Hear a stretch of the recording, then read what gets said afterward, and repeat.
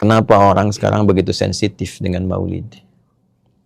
Dulu, waktu masa-masa kemunduran, suasana berbangsa itu sedang lemah, sedang kurang baik. Para ulama menyimpulkan bahwa ini ada kesadaran berislam yang kurang. Figur keteladanan tidak banyak muncul. Orang bingung siapa yang mau diteladani. Melihat pemimpin demikian, melihat tokoh-tokoh seperti ini, keteladanannya tidak maksimal. Maka dipikirkanlah kemudian oleh ulama-ulama tertentu pada masa itu untuk menghadirkan kembali ruhiyah keteladanan Rasulullah SAW, Sayyidina Muhammad. Maka dihidupkan itu karena tidak ada satupun orang Islam yang akan menyoal Nabi. Gak ada orang Islam yang tidak gembira dengan kelahiran Nabi. Maka dihimpunlah menjadi satu algoritma, yang dengan algoritma itu diharapkan menghidupkan lagi kesadaran dengan mencintai Nabi, menumbuhkan kemudian semangat berislam dengan baik. Maka dikumpulkan di majlis-majlis, diawali dengan pengenalan Nabi, dikisahkan sejarah tentang Nabi, ajaran-ajaran Nabi. Di situ kemudian mau mendengar lagi. Jadi ternyata menghidupkan jiwa itu yang paling sulit. Ketika jiwanya sudah hidup, diajak sholat lebih mudah, baca Quran lebih mudah, diajak jihad itu nggak dipanggil pun sudah bertanya kapan bisa berjihad. Itulah yang mengantarkan pada pembukaan Palestina di masa itu. Nah, saya mengamati boleh jadi ada pemikir-pemikir di orientalis di masa-masa terdahulu yang menganalisis ini, yang menyimpulkan bahwa maulid ini satu perangkat yang dimungkinkan bisa mengaktifkan kembali spiritual orang Islam secara kolektif sehingga berpotensi mendapatkan kejayaannya. Itulah kemudian yang memunculkan isu-isu sensitif. Seakan-akan kalau bicara maulid beda. Kalau bicara maulid disoal. Sahabat pun tidak merayakannya. Mereka lupa. Ini tradisi. Bukan ibadah mahdah. Tradisi. Tradisi itu orang, semua ulama sepakat semuanya. Sepanjang tidak bertentangan dengan syariat, maka dia diterima. Bahkan dalam satu tempat bisa menjadi hukum. Al-adatul muhakkamah. Ya. Jadi saya kira tradisi yang baik ini, ekspresinya bisa berbeda-beda. Di daerah kami, di sekitaran Mira, bagaimana masyarakat itu bisa menabung. Dan tabungan itu dibongkar. Saat 12 Rabiul Awal.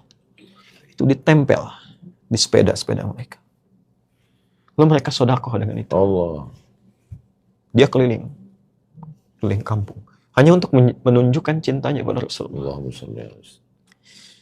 Di Jawa, itu ada tukang pentol. Dia nabung, sampai jutaan dikumpulkan. Saya pikir, itu mungkin digunakan untuk tabungan dia ke depan, keluarganya. Ternyata dia tunggu hari akhirnya Nabi. Dan dia serahkan itu pada satu acara, peringatan. Ingat, jangan terjebak dengan kata-kata. Bukan perayaan.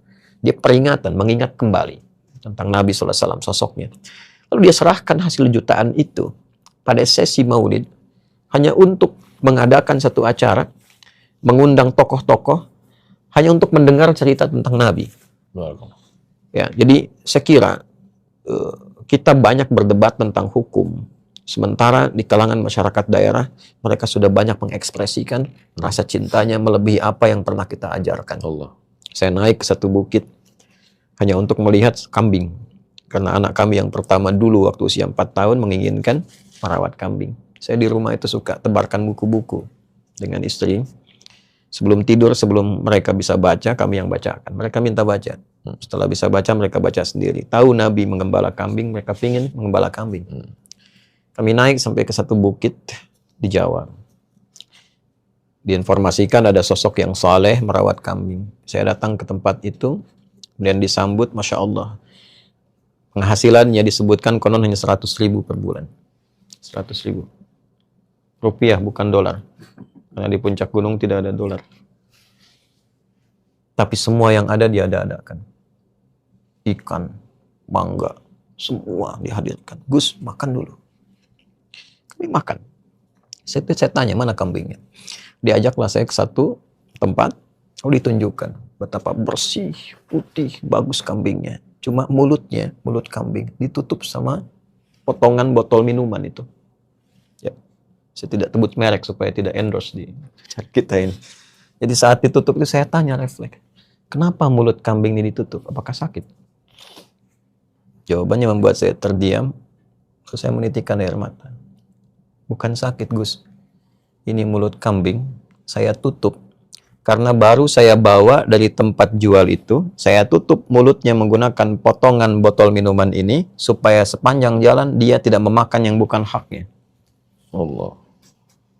Saya diam, saya katakan, ya Allah, ya, kita mengajarkan pada banyak orang tentang pentingnya berbicara yang baik untuk menutup mulut manusia. Dan hambamu ini, jangankan lisannya, mulut kambing pun dia tutup untuk tidak memakan yang bukan haknya. Lalu saya kembali, dan di tempat itulah kemudian saya datang sebelum fajar. Lalu saya temukan di musala kecil itu orang-orang yang sudah senior, dia menangis. Mengatakan dengan mikrofon dia pegang, ya Allah, sampai hari ini memang aku belum layak dengan amalku masuk ke dalam surgamu. Tapi aku pun tidak tahan kalau harus mendapatkan ketetapan masuk ke dalam nerakamu. Aku meyakini Engkau Tuhan yang luas rahmatnya dan mengasihiku. Maka dengan kasih sayangmu, mohon ampuni dosa-dosaku. Saya jatuh dan saya kemudian menyimpulkan, ya Allah, betapa banyak kita berpikir tentang ahli surga. Sementara di daerah ini, orang-orang bahkan sudah memuji dan beristighfar kepadamu sebelum Kau perintahkan mereka menunaikan ibadah. Jadi kita berharap di Maulid ini bukan sekedar peringatan, tapi ada kesadaran yang luas. Kesadaran yang mampu bisa membangkitkan maslahat dalam kehidupan berbangsa, bernegara. Kesadaran yang menyatukan energi kita untuk berubah menjadi lebih baik. Kesadaran yang menyatukan para ustadz, para ulama, untuk bisa kembali menyampaikan risalah mulianya atas dasar ketakwaan kepada Allah Subhanahu wa Ta'ala.